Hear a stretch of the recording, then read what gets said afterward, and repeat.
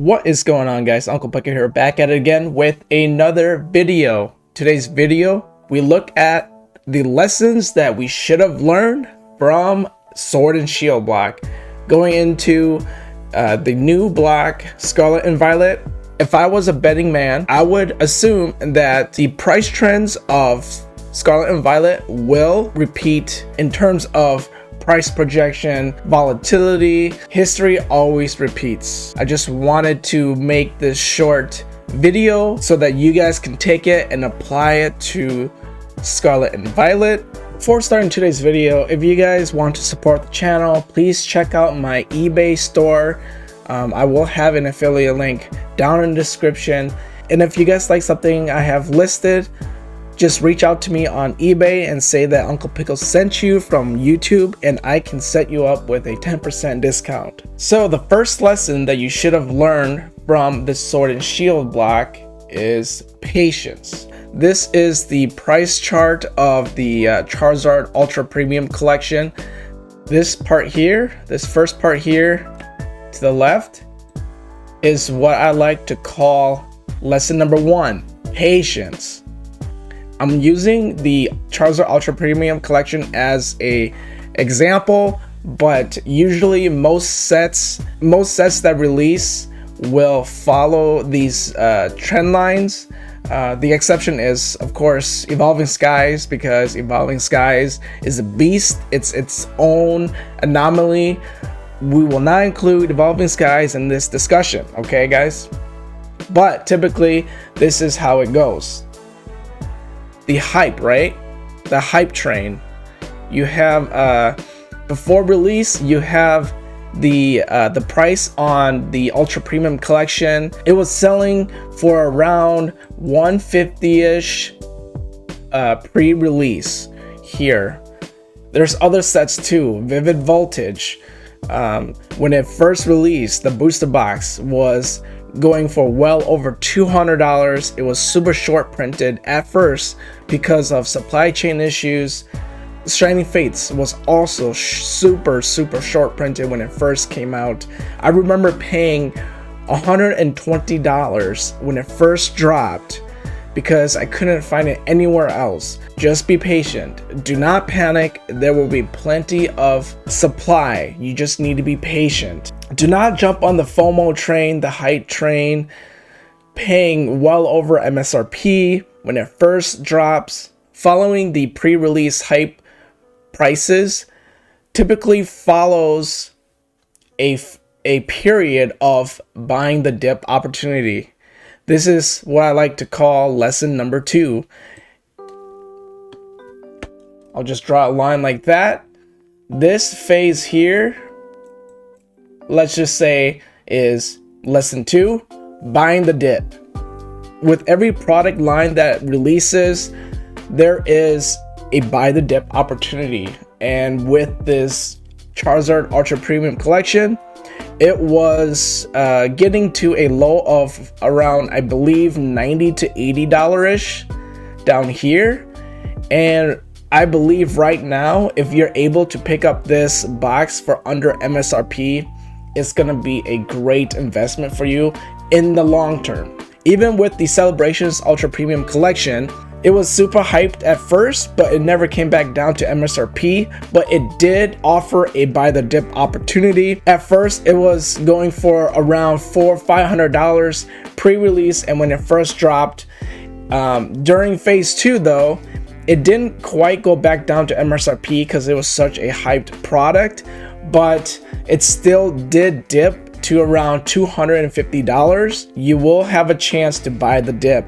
Okay, it might not always go back down to MSRP, but following the release, the sweet spot is somewhere around 6 months to a year to buy the dip. This time span here, I would say 6 months to a year. There will be a opportunity to buy the dip. And lesson number 3 is anywhere right of this graph, right? We know that with Pokemon, with more time, there will be inherently less risk, okay?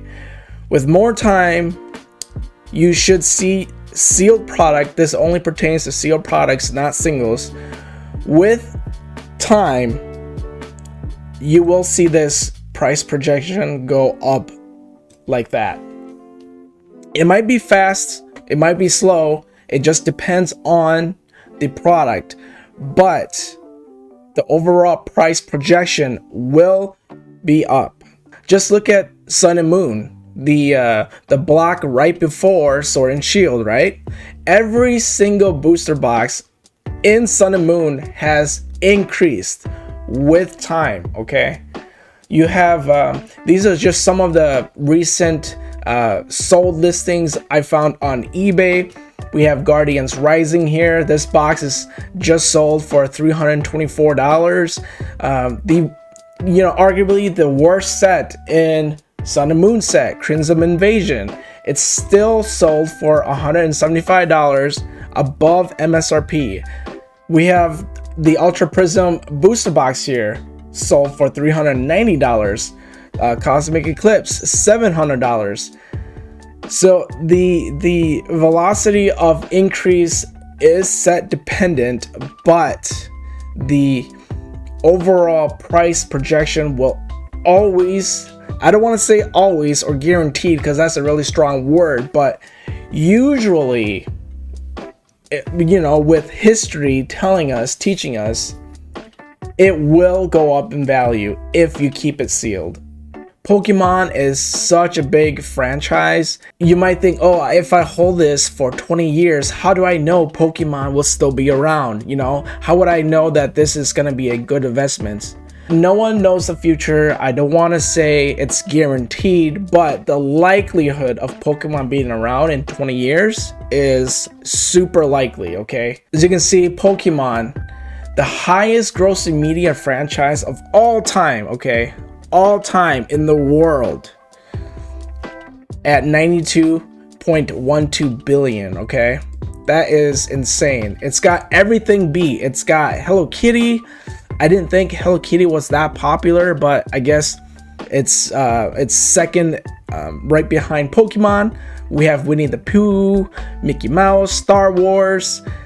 Star Wars is super huge across the globe, but it is it's still lagging behind Pokemon. We have Ant-Man. Have no idea what that is, but moving along, we have Disney, Mario, Harry Potter, MCU, Spider-Man. All of these popular franchises are second to Pokemon. I don't think Pokemon is going to be going anywhere anytime soon. All right, Pokemon has been around since 95. I don't know, that's what, close to 30 years now. And with Pokemon, it's got so much product lines out there. It's so integrated into our culture. You have the Pokemon games, you have the Pokemon trading card games, you have action figures, you have plushies, you have furniture. It's not just like I don't want to be picking on Beanie Babies, but Beanie Babies, you have Beanie Babies, and that's it, Beanie Babies. Okay, wow. I don't want to be jabbing at you Funko Pop people out there too as well, but it's not like those two things. It's like, okay, you have Funko Pop and that's it. There was nothing to save Beanie Babies. When the hype of Beanie Babies went down, it never recovered. Okay, there was nothing else there to save Beanie Babies. But with Pokemon, it's just all over the place, and people love Pokemon, and it's so integrated into our culture that it's not going to be going anywhere, guys. Okay, so the likelihood of Pokemon being around in 20 years is super likely. All right, so just keep this in mind when Scarlet and Violet drops here in a couple weeks, right? There will be a hype phase, okay? But you just need to be patient, okay? Lesson number 1, patience. Like these, I have some graphs here, Brilliant Stars, Fusion Strike, and Chilling Rain. Just for examples, with Scarlet and Violet, within the first 6 months, you just need to be patient, okay? That is when the prices on that product will be the most hyped, okay? For example, look at Brilliant Stars when it first came out. I will call this phase 1 of Brilliant Stars, right? The patience phase. You need to be patient here. You don't want to be buying here yet. Following lesson number 1, patience, will be lesson number 2, right? Buying the dip. This is the time where you want to be buying. Brilliant Stars fell under MSRP. Whenever there's a chance to be buying anything under MSRP, you take it. You take it because the downside risk of that product below MSRP, how low can it go? How low can it really go? You know, the downside risk of buying something for under MSRP, very, very minimum risk, right? Especially with Pokemon, because we know that with Pokemon, you know, with time on your side, it will definitely, it will most likely, almost guaranteed, I can't say guaranteed for sure, but most likely will go up, okay?